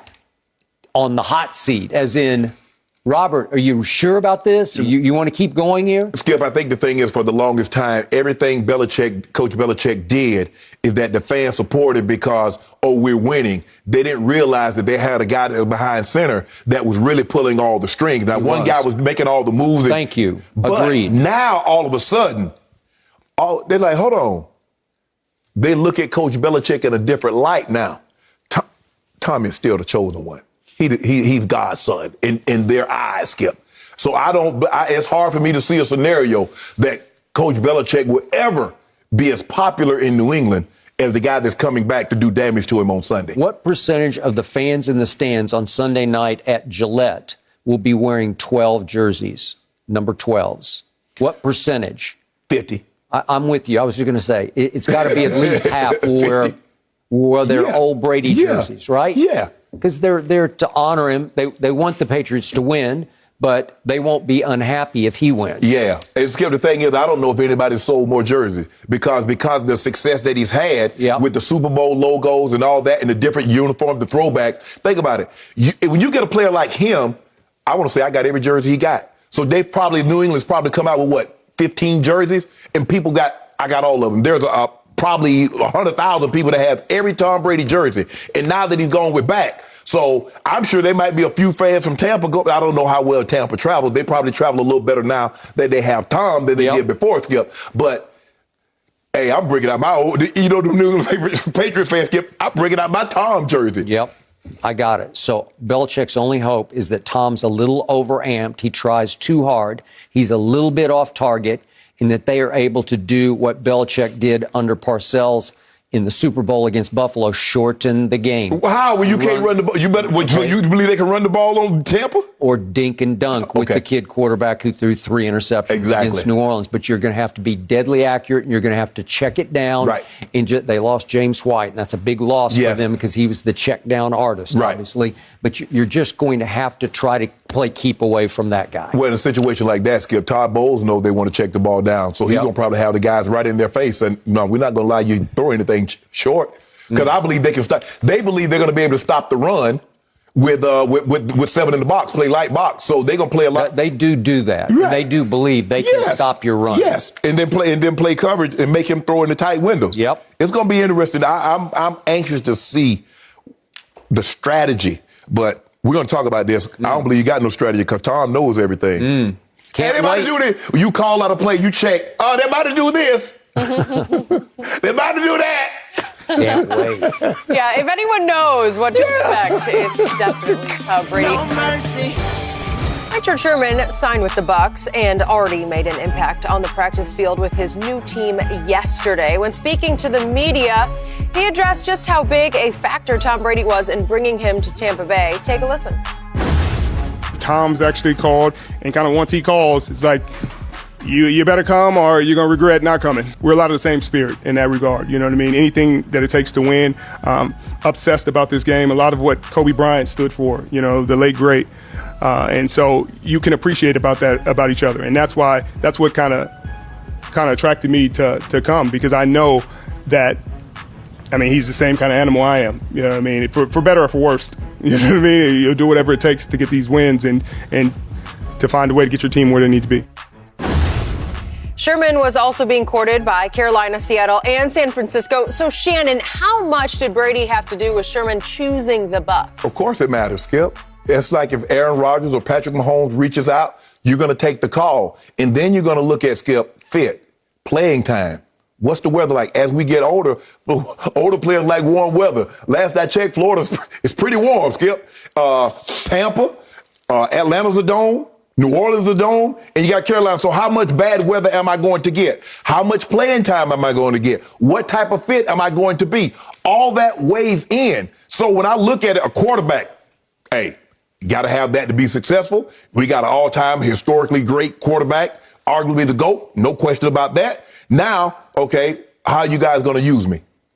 How much playing time am I going to get? So all those things factor in, Skip. I mean, DeMarcus Ware, let it be known, I'm going to Denver, Peyton Manning's there. And when you have those guys, Aaron Rodgers call, now if Aaron Rodgers calls, Skip, and it's not a good fit schematically, and the playing time's not going to be there, well, I want to play. I'm sure Sherman, this gives him a best opportunity to probably get to and win a Super Bowl, but he wants to play. He just doesn't want to tag along. So obviously the quarterback is just like Melo is in L.A. because why, Skip? Braun called. Mm-hmm. Blake Griffin and LaMarcus Aldridge, they're in Brooklyn. KD called. You're going to take, hey, okay, well, how much time am I going to be sixth man, seventh man, or am I going to be the ninth or 10th man? Because I got another opportunity that's maybe not as good as yours, but I'm going to be sixth or seventh man. Mm-hmm. So you look at all that, Skip. You look at the opportunity, who the quarterback is, fit, playing and scheme, weather. Okay, I'm good. He got good money. Gonna get an opportunity to play. I like it. So this is the same Richard Sherman who once upon a time went on a campaign over America to try to talk himself into being a household name by attacking everybody. Roddy White, Darrelle Revis, me, Tom Brady after the game that they beat them in Crabtree. Seattle. You got the Crabtree. Oh, he's all over Crabtree. And after that game, it was, Brady kept telling him during the game, come see me after the game, like, because I'll be the victor in this game. Right. He was not. Right. And then Richards approached him after the game saying, you mad, bro? Why are you mad? Right. And so he said that Brady, eventually, they became friends, they'd be texting, and that he was honored that Brady signed a jersey for him. I'm still mad, bro. Okay. And he loved that. And he didn't frame it and mount it in his living room. He said he put it under lock and key in a safe because that's how valuable that jersey is to Richard. Right. And as he said, he's the same kind of animal I am. He's driven. He's Kobe-like. And that is true.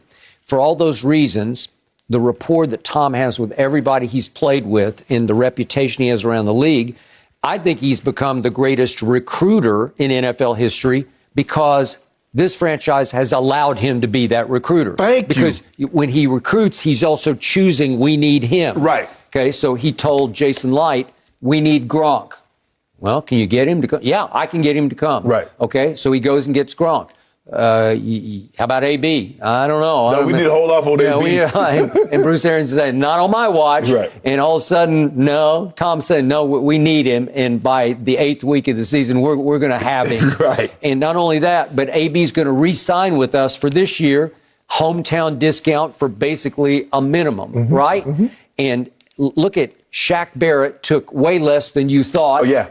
And it was in large part to do it again with Tom Brady. Right. And then we had Levante David. He took less to play with Brady and for Bruce Arians and in that same locker room. Sue came back for less.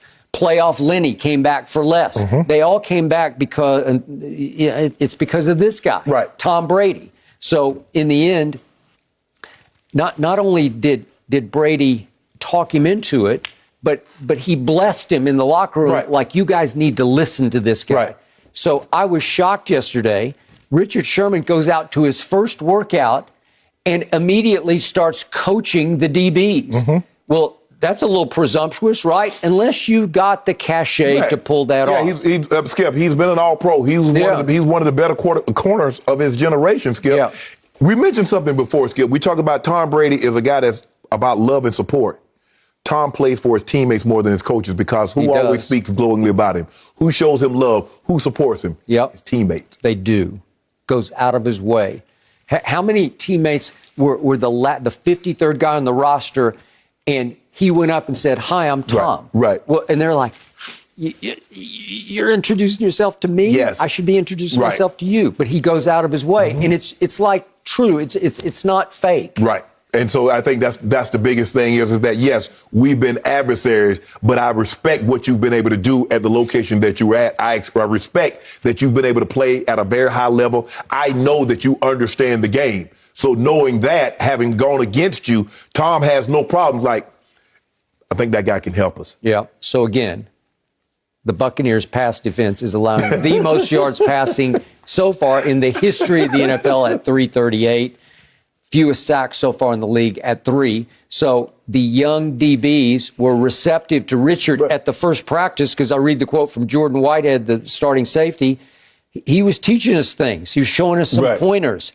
We told him, we're all young. We kind of need that leadership. Right. They won the Super Bowl last year. I know some DBs, because they're usually full of themselves, just like diva wideouts are, who'd be like, wait, who the hell are you? Skip, I think the thing is that when you're young, you don't know what you don't know. Yep. And the thing with these old guys, Skip, and I tell guys a lot of time, they read things, formation and patterns, because in certain formations, patterns go together. And I was explaining this to Steve, is that you run something, You're a researcher, my research guy, you run certain things on the backside knowing that you have the complementary on the front side. So what he's able to do is say, like, when they get these formations, there's only a handful of routes they're going to be able to run out of this. It's like what I told you Monday night. Trayvon Diggs, who's a student of the game, he looked at the split. He said, look at this split, look at this formation. 3-step drop. There's only 2 things he's running, a slant or a speed out. Boom. Boom. And that's what Sherman said. It did require him slipping and falling. But he probably would have knocked it down. He probably would have picked it. He definitely would have broken it up. Exactly. So that's what he's saying. Guys, get a head start. Don't try to react because this thing is happening quick. If you have a general idea of what the guy's going to do, this will give you a head start. Yep. Because, Skip, these guys, these quarterbacks are too good. These receivers are too good. They're going to fit that ball in there. You hesitate, you beat. So the other thing about Tom Brady is now he's at a franchise that will take chances on troubled players. Right. Belichick would do the same over the years, right? But in this case, obviously, Antonio Brown came to them with a bunch of baggage. Right. And they rode along with it. Now it seems like he's mostly out from under his baggage. Richard not out from under his yet because he got a hearing back in Seattle on Friday, I believe. I thought it was today. Maybe it might be Friday, but I thought it was today. But the point is, he's got some serious legal issues that he needs to face. Right. And not sure how he'll be able to undo or what will be required of him going forward. But obviously, they're in such trouble that they could use him on Sunday night at New England. But he said, I'm not quite there yet. I need a week of this. So, unfortunately, he will not be able to play and coach because he's going to be like a player coach. Right. But he won't be there for Friday night. And that's the thing, plus you can help them speed up the process, help them get steady. Because, Skip, you're in college, but you don't study like a pro because this is your job. Yep. As a college player, Skip, I got to go to class, I got study hall, I got Study, study, study. And the really great corners, they study. Yep. Yet there are some of the older white quarterbacks who will be so conventional thinking, so old school thinking that they won't stand for troubled players to come to their team. Right. Like, we don't need that. Right. But Tom is completely open-hearted. He's forgiving. Tom wants to win. He just wants to win. Yeah. And and he got to know AB well enough in that brief stint in New England. Like, he's actually a good guy. Right. He'll be just fine. And that's what we, Skip. This is not unique to Tom. This is what we know about organizations. Yep. If they think a player can help them win, no matter how troubled he is, they're going to give him an opportunity. Jerry Jones signed that defensive lineman from Carolina, Skip, for Greg Hardy for a reason. He had 16 sacks. I know, but I was very against that one. Yeah, but Jerry said he can help. Did you see Skip? He got 16 sacks last year, and he's like 26 years of age. I got it. But he didn't help us. He didn't help you. But Tom's like, he can't hurt us. We giving up 335 a game passes, Skip, so he can't be no worse than what we have. Yep, got it. No mercy. Newest Laker Russell Westbrook is already taking on a leadership role with his new team. Russ praised his big man, Anthony Davis, as the ultimate weapon. He also vowed to push AD every single night as he, Davis, and LeBron embark on a title run. First things first, co-host Chris Broussard joins us this morning. But Chris, I'm going to wait on you. I want to start with Skip here because earlier Skip said that AD and LeBron may not like this from Russ. So, Skip, restate your point to Chris. Chris and Shannon, this quote from Russell Westbrook in his initial Los Angeles Lakers media session is precisely why LeBron and Anthony Davis will ultimately get sick and tired of playing with Russ or trying to, and ultimately will not be able to overcome Russ and win big as Shannon believes that they will.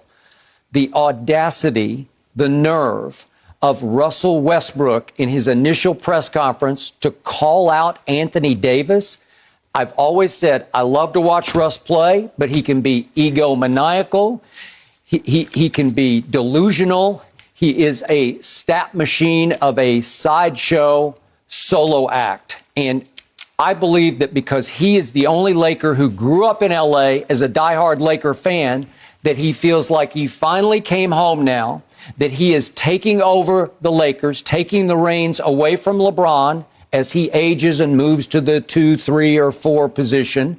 Russ is the point guard and the leader of this team, and he dared to call out an Anthony Davis by saying, I need him to play hard every night. I need him to stay locked in every night. The inference, obviously, that he doesn't every night.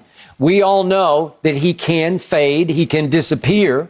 But in your initial press session, you don't just tiptoe in, you just kick the door down by calling him out in ways that you can't do publicly because you don't deserve to. Russell Westbrook is going to wear 0 fittingly because he has 0 rings. And Anthony is saying all the right things because Anthony is a good guy. And he says, well, I want everybody to be in my ear to keep me motivated, keep me pushing hard. In the end, I don't think he wants to be called out that way by a guy he has not played one dribble with in a game of any meaning except for working out with him. And in the end, LeBron can't love this because it's actually questioning LeBron's leadership of AD even last year. I know AD was banged up and hurt much of the year, but are we saying that LeBron couldn't get that out of AD on a consistent basis, that Russ will be able to do something that LeBron couldn't do? I'd be offended if I were LeBron by these quotes, but it's vintage Russ, and it's vintage why this won't work. First of all, clearly LeBron got through to AD because if I'm not mistaken, it's them that have the Jason the Beverly Hills, the big diamond ring. Thank you. I agree. Got it. So he did. Skip, I agree. You making it seem like Russ is Dennis Schroeder. Like he's coming in like he doesn't have anything on his resume, Chris, like he doesn't have an MVP, that he's not an all-NBA player, an all-star player, a player that's going to the Hall of Fame. Would you be surprised when they come up with this 75th anniversary team that Russell Westbrook isn't on it? I believe he's going to be on it. Well, he's only averaged triple-double for the last 5 years. Right. That's impossibly great. And Chris, what do we say? What's the one thing everybody says about Russell Westbrook? He plays hard every night. He doesn't cheat you. On offense. Okay. On offense. Oh, Skip. Only. We already know, Skip. Yes. There aren't very many guys that can do what Russ do and play both ends of the court. Agreed. So I'm going to give him that. All I need is AD. There is no reason AD shouldn't be thought of in the same circles as Giannis. He can shoot the 3 better than Giannis. He has a better mid-range game than Giannis. He can shoot free throws better than Giannis. He got a post game better than Giannis. Giannis plays hard every night. Giannis says, this is what I do. Stop it. And if you stop me one time, I'm going to come back 30 more times because I don't believe you can do it for the whole night. That's what we need from AD. AD needs to play hard every single night. There are no off nights. You play for the Lakers, you're playing for a championship. And sometimes he drifts. Last year, AD, even before he got hurt, Chris, he wasn't playing like he did the first year. No. And then once he got hurt, He was never, he had a game or two where he looked like AD, but he was never the same.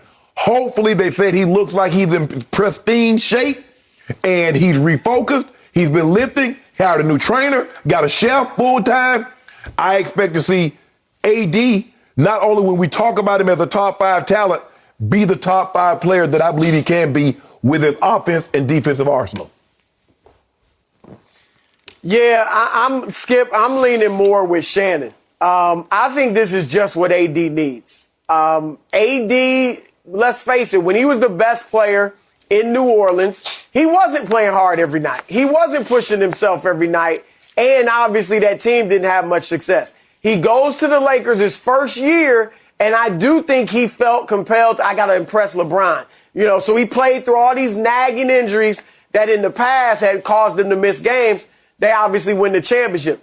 I think last season, and really going back to last summer after they won the championship, when LeBron was pushing himself and working toward the last season, AD was chilling. AD was relaxing. And like Shannon said, he came out and didn't play well last year, even before the injuries, by his standards. And I think LeBron, Skip, will welcome this. Because I think LeBron's saying, he didn't give it to us last year. Yeah, I talked to him here and there. I nudged him here and there, but he still didn't deliver. If you know you're working with the guy and he's not getting it done and you're friends and you're telling him, giving him little hints, pushes here and there, hey, man, you can do better. Come on, man, we got to do this and that. And he's not getting it, then I welcome in another star who's going to do the same thing. Right. So now, if AD doesn't show up and he's got LeBron James pushing him and Russell Westbrook pushing him, then I can't even imagine that. Like, I think he's got 2 Hall of Fame teammates pushing him. I think it's almost like going to be positive peer pressure. I think he is going to go out of his way to play as hard as Russ and to be as effective as LeBron is. So I think this is just what AD needs. His personality is real laid back, so he needs some fiery guys to push him. And Skip, LeBron is never, I can't recall LeBron ever kind of being threatened by another teammate stepping up. Like in Cleveland, when he first got there, he's the wonder child. He's the man child. He deferred to Ricky Davis. Initially, as the Junior Ilgauskas. When he goes to Miami, he kind of deferred to Dwayne Wade's leadership, not his game, but his leadership. And then when AD comes to the Lakers, AD's the leading scorer. That's the first time in LeBron's career he wasn't the leading scorer. So I don't think LeBron will be threatened by Russ's leadership. My questions remain the fit on the floor. Right. But as far as personalities can Skip, Russ has he's been accused of a lot of things. And we've all questioned, can you win with the way he plays? But he's never been accused of being a bad teammate. Like, his teammates love him. Loyalty, commitment, work ethic. So I don't think the personalities will be an issue. Kevin Durant never loved playing with Russ. He liked him off the floor. He did not love the fit on the floor because he was the primary decision maker. Okay. That's going to drive LeBron crazy. I'm with you there. Okay, but Chris, it's hard for me to fathom, to let it sink in that LeBron in year 19 is going to readily hand the leadership reins over to Russell Westbrook? Yeah. Really? Mm-hmm. How? Why? He got to 1 finals in 2012 because he had alongside him a guy named Durant and a guy named James Harden. Okay, stop it. About to be 2. Okay, since he left Kevin or vice versa, they left each other. He's 8-21 in playoff games. He's not that guy. He's a great stat machine. He's an unbelievable triple-double machine. Is that what you want? Is that what you need? I don't believe I don't think he'll become close to the amount of triple-doubles that he got. But he's going to have a boatload of assists. He's probably going to average 13, 14 assists. Okay, and who will be his partner in crime on assists? Whoever's open. Who's his accomplice? Number 1 accomplice in assists to help him achieve triple-doubles. It will be Anthony Davis. So one reason he wants to light fire under Anthony is he needs him there available in case 2 take him to the rim and he can leave the ball on the floor for AD to dunk it. Right. easy assist. But Russ knows who he is. Russ is not playing for a contract, and so for whatever reason, the Schroeder situation didn't pan out well. AD didn't have a problem with him, but Dennis Schroeder could not feed the post because he's never had a big man that demanded the ball like AD demands the ball. Russ can feed the post. Russ can get him the ball. LeBron can get him the ball. So LeBron keeps saying publicly, we need Russ to be Russ. And I'm saying, seriously? And Russ, we trust. And I believe somewhere Kevin Durant is saying, seriously? You need Russ to be Russ? I think somewhere James Harden is saying, seriously? You need Russ to be Russ? Big Russ. They left. Big trust. Paul George is saying, seriously? You need Russ to be Russ? Yeah, we don't need don't mention Paul George. You mean playoff Pete? You mentioned some great players. You see how he did that? He mentioned LeBron. He mentioned KD. And then he gonna put Paul George in there. Hey, Paul George was a star in the playoffs last year. You know it. It's about time. Skip, well, he was. I'll say this, Skip, and this is the quandary with Russ. All right, I'm looking at the Lakers in the West because of talent. All right, that's why I'm thinking them in the West. But the question of fit is legitimate. Yeah. And here's the quandary. If Russ isn't Russ, what is he? I mean, that's the problem. It was the same with Allen Iverson. When he went to Detroit, they didn't let him be Allen Iverson, and he couldn't really help your team. Right. So if you don't let Russ be Russ, he's just kind of another player out there, and you're not getting the superstar you traded for. Okay. So I think it's smart for them to say this and try to let him do it. At the end of the game, Skip, it's got to be LeBron making the decision. Okay, I agree. It's got to be. I buy that. And so it's going to be interesting how this see fits. Rondo making the decisions. Now, Rondo ain't going to play. Skip, didn't they tell you? I know. Did you see what Rondo said yesterday? I want to destroy Russell Westbrook, and I know he wants to destroy me, and I'm thinking, in practice? Is that what's going to happen? The practice is going to be heated. That's all Rondo's going to get to do is practice, right? Right. Okay, so what are we talking about? Let Russ be Russ. He led the league in turnovers last year. He's led it four times and in second. Too. Okay, I got it. But why didn't AD call out Russ yesterday and say, okay, light that fire under me, but I'm going to light one back under you. No. We need you to reduce your turnovers. We need you to come in 10th in turnovers instead of first in turnovers, right? You see what he tried to do, Chris? He already talking about why didn't AD do that? We don't do that. Dissension. We need a little exactly. That's what you want, dissension.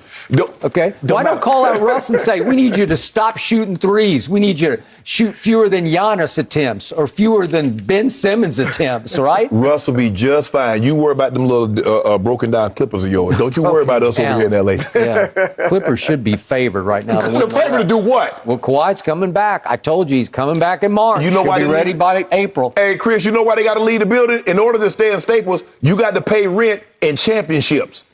And they ain't got any. See, the Lakers paying championship. We don't want a bunch of them. Yeah, we're going to go play in the Taj Mahal. You can stay down there in Staples. It's stapled together. You ain't got no fan. Guess what? Laker fans, there will be more Laker fans than they're watching the Lakers. Yeah. You do realize Clipper fans come to actually watch KD, Steph, LeBron, all the other great players when they play the Clippers. You realize Russell Westbrook is going to be your worst nightmare and LeBron's. Watch when that confetti fall down on the team. We'll see about that. Yeah, when the Chris, confetti thank fall you for down. keeping this interesting around here always. I'll We'll take check 10 in with on you that. soon. No mercy. It's a battle between number one picks on NFL Network as Trevor Lawrence makes his primetime debut with the Jaguars against Joe Burrow and the Bengals. Week 4 begins tonight at 8 Eastern, 5 Pacific, only on NFL Network. So the enduring mystery from the Patriots' loss to the Eagles in Super Bowl 52 was just why Pro Bowl corner Malcolm Butler never played a defensive snap. Well, a new book on the Patriots details that Butler had a heated exchange with defensive coordinator Matt Patricia that led to his infamous benching. Does that make sense? Shannon, what do you make of this? It still does not justify him not playing in the game unless he whipped Matt Patricia's ass and they escorted him to jail. And if I'm Coach Belichick, I bond him out. Are you playing in this game? I agree. This doesn't justify him not playing. I don't care how contentious the argument got, Skip. There is no justification other than the arrogance of Coach Bill Belichick believing that Malcolm Butler is just another cog and we can win this game without him. That's all that was, Skip. As I mentioned before, Malcolm Butler got his start because Kyle Arrington, that was the DB, Skip, that was getting cooked in that game. He was. And Coach Belichick inserted Malcolm Butler. Yeah. And you see, Skip, that's what he did. Oh, who else would have done that? Kyle Arrington's making $7 to $8 million a year. An undrafted rookie gets inserted into the game. That's the genius. But see, Skip, what happens, you start getting high on your own supply. Yep. You start believing that it's me. I'm doing this. Yep. And like, nah, you're not playing. And it ended up possibly costing him or his team a great chance at winning. That's what this all was. Because I've seen it before. I played 14 years, and I've seen coaches and players almost come to blows. And ain't nobody didn't play the next game. As a matter of fact, they go back in the next series because it happened on the sideline, Skip. Practice? We're talking about, because he got into an argument at practice. Who in the hell haven't gotten into an argument with a coach at practice? And then that's the Super Bowl. Nah, you tried. You're going to make it. That's the game that you're going to choose. I'm going to put my foot down and show y'all I'm lead foot Bill. I once witnessed on Monday Night Football a teammate of yours, a white guy named Bill Romanowski, spit on a black player named J.J. Stokes. Spit on him right in the middle of Monday Night Football. Exactly. And you guys went, you figured it out. Figured it out. Right? Yes. And you went forward, and Bill did not miss any games. Didn't right? miss any games, And guess no. what you did? You went and you won the Super Bowl. Skip, I can't imagine a scenario in which a player does something that he's not incarcerated.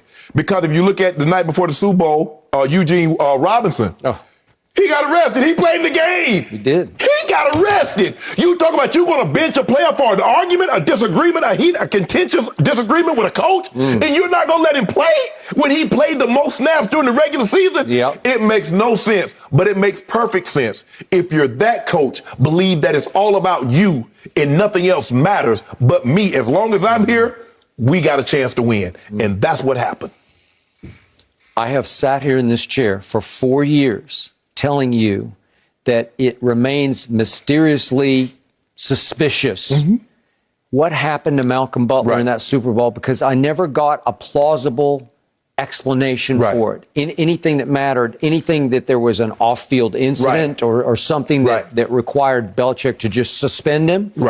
But this wasn't a suspension. This was just a benching.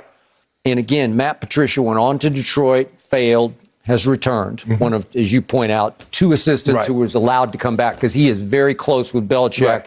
He was his right-hand man. And Cam mentioned Patricia was in the office with Coach Belichick when they released him. I missed that one, but that's a good one. Okay, so he is joined at the hip with Belichick. That is correct. So if you attack Bill's boy, Matt Patricia, Coach Pencil as I call him, he was the defensive coordinator. If you get into it with him, I don't know what words were used. There's probably some curse words used. And yet, is that egregious enough to bench him for the whole Super Bowl? Because he had simply played the most snaps of anybody on your defense through the regular season. And the first playoff games. And then all of a sudden, you don't explain to the team. You just suddenly don't play him. And they had the backup corner whose name just escaped me, but they acquired him. Eric Rowe, thank you very much. But they'd acquired him from the Eagles. So this is classic Bill trying to polish his genius, saying, guess what? I won't play my best DB, the one who played the most. I'll play the one I got from Philly, and I'll show you that he will be the secret ingredient here for me to beat Philly.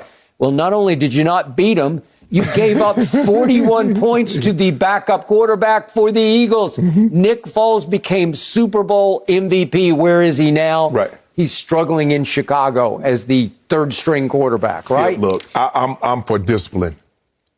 But the Super Bowl ain't the time for discipline.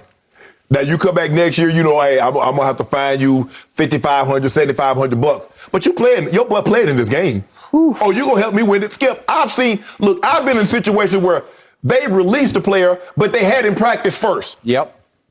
So you mean to tell me you can't get some benefits? You couldn't find no way to get benefit out of Malcolm Butler, but 3-4 special team snaps? But see, Skip, when you arrogant and you believe it's you, these are the kind of thoughts that you have, that I can bench a guy that played all these snaps. That was my best DB. And like, you know, I just bring somebody in and hey, they'll make it work. Seriously. I told you the next day it felt a little sabotagey because it put Brady in a predicament of he's just throwing his guts out. He throws for a playoff record, not a Super Bowl, playoff record, 505. Scores 33. I thought it should have been enough to beat the Eagles, but they lost 41-33. Correct. Which led to Tom Brady out here in Santa Monica at a conference in which he was paid to do an interview with Jim Gray. And Jim asked him, do you feel appreciated by Kraft and Belichick? Right. And he said, I plead the fifth. And that was the first negative words that ever came out of Tom Brady's mouth about his team. Yep. Are you happy? I have my moments. Right. I have my moments? Okay. Well, it's because that happened. And this is the same Tom Brady. Well, that was one of the things happened. Because you remember, Skip, they had already also, that goes back to the Seth Wickersham when he tried to get Garoppolo. So this is just piling on. Also, I don't know nothing about no football. Ask Tom. That was another thing. So Deflate game. Right. This was just the culmination. It was just building and building and building. And then it came to the crescendo is that, Coach, I want to say goodbye. I would like to meet. I'm busy. So let's do this over the phone. Really? Okay. Boy, that Coach Belichick low down. Boy, Coach Belichick low down. Ooh, that joker low down for that one. So teammates, according to the Wickersham book, then in the post game, they went ahead and had their get together. Right. It wasn't a party; it was a get together. Right. But teammates are asking Malcolm, "What happened?" And he said, "Well, it's because of those MFs." Right. They point to the coaches. Right. Well, nobody even knew it. Right. Nobody in the locker room. Whatever incident happened on the field, his teammates weren't aware of it, or they didn't think it rose to the level of him being skilled, not playing in the game. Yeah. If coaches curse me, back and you curse the coach out, and the coach curse you out. You're like, okay, fine, I'm still going to play, especially I'm dressed. Huh? That's not, Skip, I've never, like I said, it's not surprising, given Coach Belichick's history of he would do things like this. He's callous in his approach. He looks at players. They're not, Skip, they're employees. And no one employee is more important than the other. But it's the company. He's Jerry Krause. Organization win championship, not players. That's how he thinks. I agree. And he loves Jerry. He was close with Jerry Krause. But Jerry Krause didn't win no championships after Jordan left. We gonna see a fact. if he gonna win one without Brady. So now we have a Tom Brady who in Tampa Bay says, Antonio Brown, come on down. Right. Love you. I know you got your legal issues. Richard Sherman, I know you got some legal issues back home. It's okay. Come on down. Right. We need you. You're going to be a great fit here with us. Right. And then he's got to look at Belichick benched Malcolm Butler for some little back and forth with the coach. Yeah. Really? Yeah. Okay. I'm waiting on Tom's book. That's the book I want. He might should be let Seth Wickersham write it with him, but I want Brady's book. Because Brady gonna tell that real good. You know what? I'm thinking he will. I didn't used to think so. But this new Tom, I think he's capable of just letting it all fly. That thing might be on the New York Times bestseller scale for like 3-4 years. Yeah. New Tom doesn't really care what he has to say. He does and not. I like it. It's more fun to listen to the guy nowadays. No mercy. Sunday on Fox, we get to see Skip's Cowboys host the undefeated Panthers. Carolina head coach Matt Rule had high praise for Dak Prescott, comparing him to all-time legends Peyton Manning and Drew Brees in terms of how he's operating the offense these days. So, Shannon, on a scale of 1 to 10, how much do you believe that Rule believes what he's saying? 1. Now he's Peyton Manning, huh? Now he's Drew Brees. He could have just said, you know what? Considering he had a career-threatening injury, Dak is playing at the top of his game. He's as good as I've seen him play, and left it there. But no, it's just like we're in basketball. This guy's the next Kobe Bryant. This guy's the next. It's not good enough for the guy to be, he's playing unbelievable. That's not good enough. We got to go to the highest of highs. We got to do the hyperbole to the 18th percent. Why we just can't say Dak is playing really good? He had a serious injury last year. He looks comfortable in the pocket. They've done a great job of surrounding him with talent. Offensive line to protect him. He's doing a great job of getting the ball out of his hand. Oh, my goodness. He's playing unbelievable. But no, that's not good enough. We can't do that. That's not good enough. We got to go to the highest power. No, that's a 1. I'm giving him a 1. So that guy, he's high completion percentage, but he digging and dacking. He's 14th in yards per attempt. Way down at the bottom and throws over 20 yards. Way down. So stop this. Okay, I give this a 0 in credibility. Okay. 0. But I do believe there's method to the madness. Because remember, the distinction here is he's not saying Dak is Peyton Manning or Drew Brees as a thrower of the football. No. He's talking about the way he calls the game at the line of scrimmage, that it's equal to Peyton or Brees, as in pre-snap, checkoffs, audibles, whatever you want to call them, that he's controlling the game before the snap. Well, the truth is, I don't love it when Dak controls the game before the snap because sometimes they think themselves into oblivion. It's analysis by paralysis. He gets pass happy, huh? Well, and he gets pass happy. What did we hear on opening night after opening night at Tampa Bay? Right. What happened? Dak threw 58 passes that night. That's a lot of passes. That's a lot of passes. They ran it a grand total of 18 times. And after the game, Kellen Moore went on the record to point out, defending himself, right. I called 28 runs in the game, but only 18 times we ran because he checked out of 10 runs. Mm-hmm. So 10 times, his best friend Zeke is going to get the sugar. It might have been Pollard a couple of times, but mostly it'd be Zeke. Somebody was going to get the ball other than CeeDee Lamb. Right? And again, Dak checked out of it. Right. I don't like it when Dak is checking and the clock's going down 3, 2, 1, and there's a snap and it's high and it's wild from the kid-centered Biotish. Can't block anybody, and sometimes he can't snap it. And so I don't love that chaos at the snap.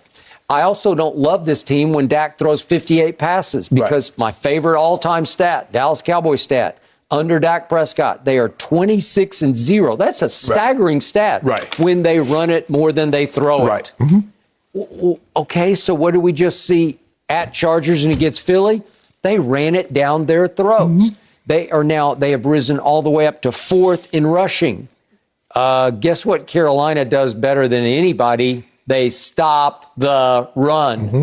This is a clash of strengths because Carolina is now averaging a grand total of 45 rush yards allowed per game. Right. They're holding their opponents to 45 rush yards. Kamara in that wipeout at Carolina for the Saints, obviously, Kamara went 8 times for a grand total of 5 yards. He's going backwards. Right. He can't even get out of the block. Right. I think the thing is, and also, Skip, when we look at this, and the Saints, we think the Saints can be good, can be a playoff team. The other 2 teams, I think they played the Jets, and I think they played the Texans, which aren't very good teams.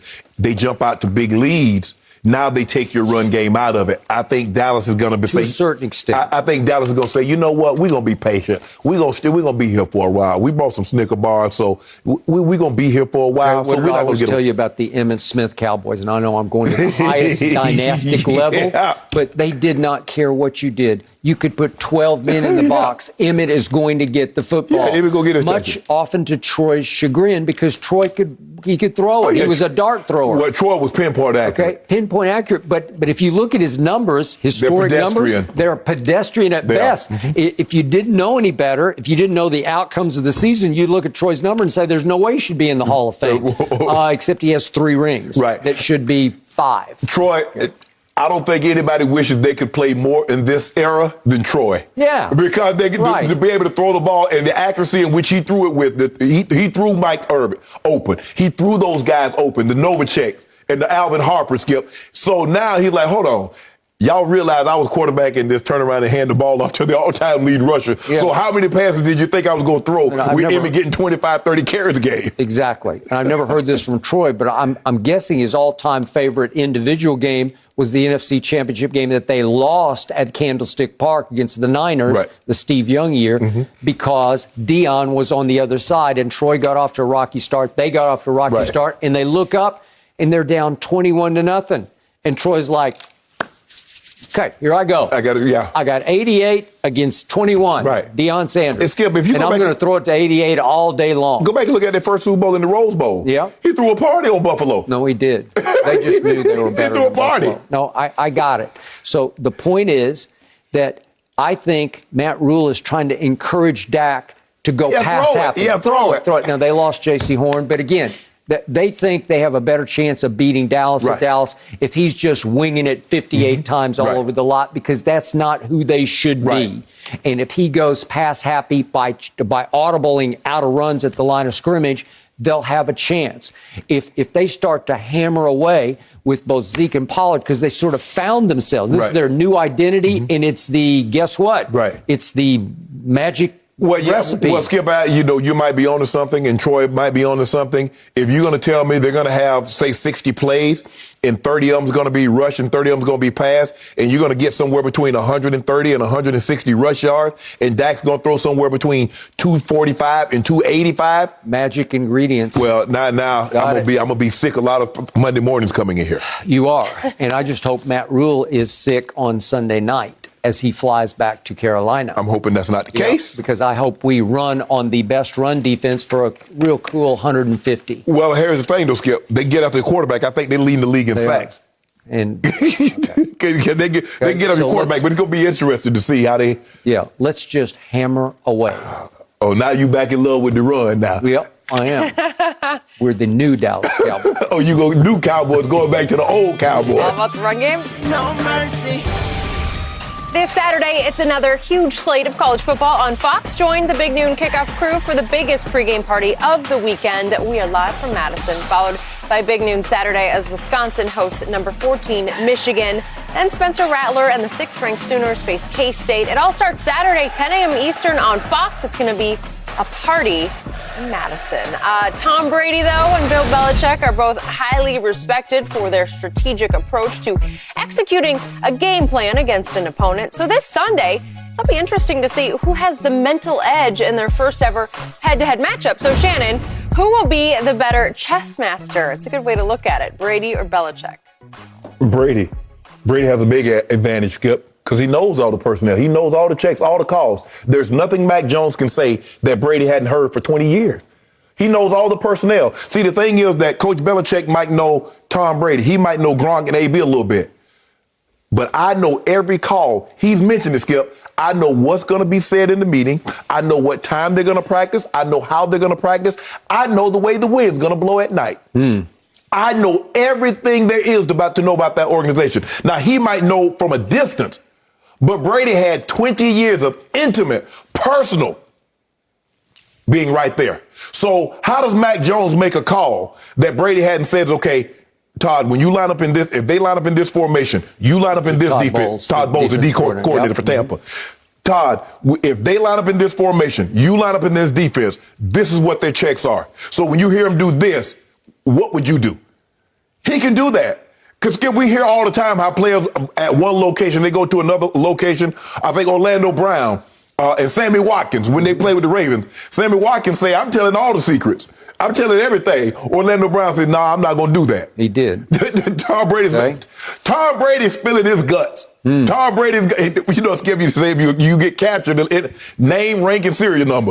Tom Brady said, nah, let me tell you what we planning on doing. We was about to hit y'all at 4:30 p.m. Tom Brady's going to tell Todd Bowles everything that possible could happen on a Sunday night.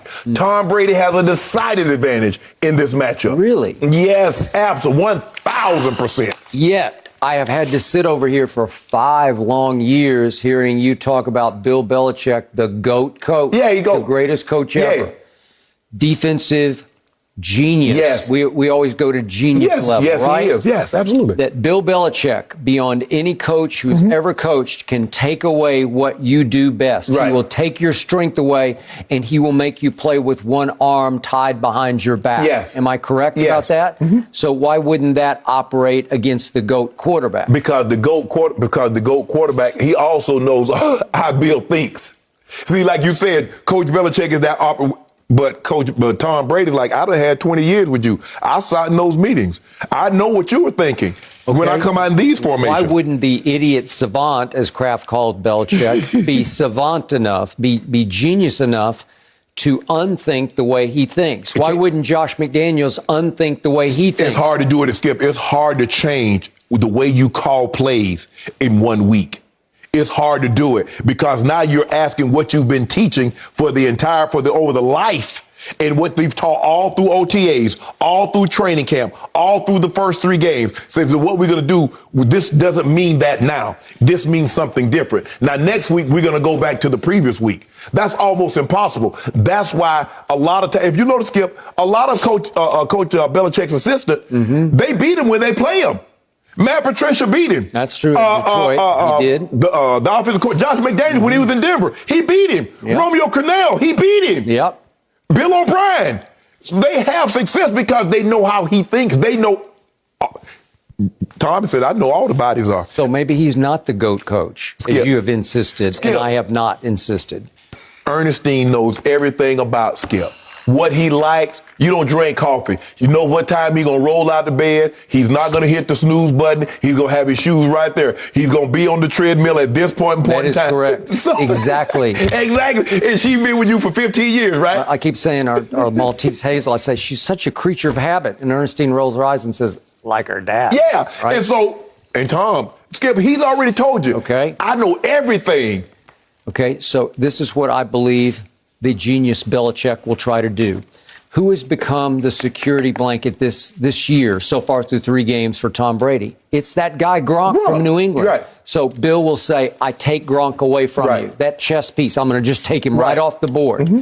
Who would be second in targets? Will it be Mike Evans? Okay, when in doubt, I'm going to throw it to the tall guys, the 6'6" guy or the 6'5" guy. J.C. Jackson will probably take Mike Evans. I think they will both be doubled nearly every snap.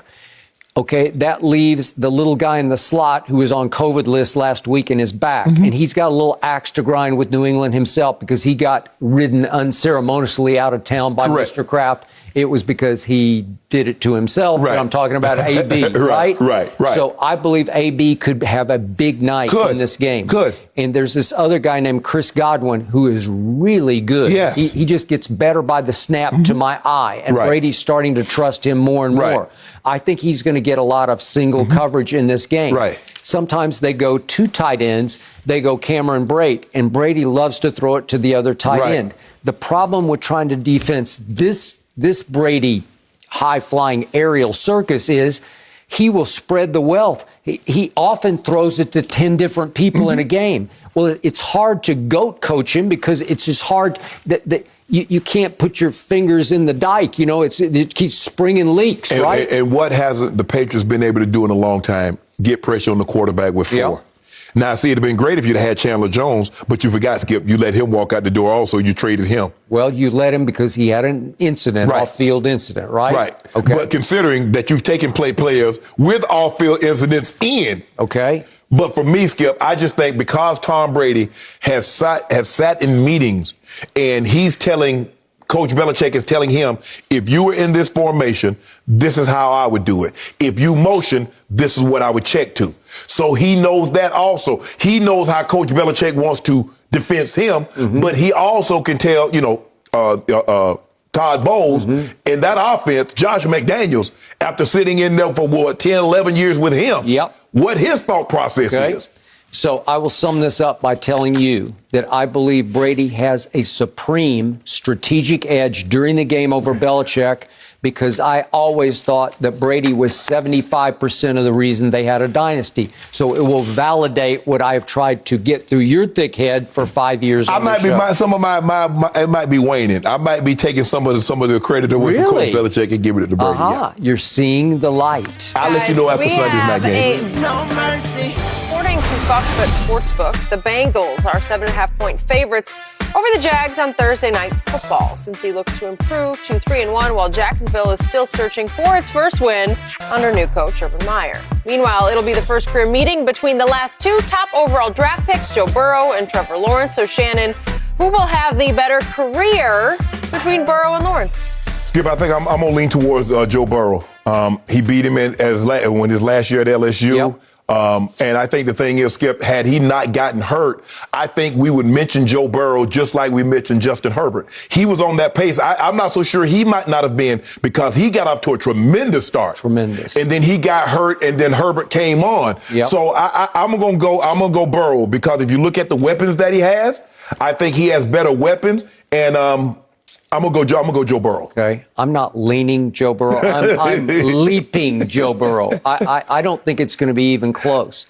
I'm going to go Joe Burrow's fire versus Trevor Lawrence's ice. I'm going to go fire over ice.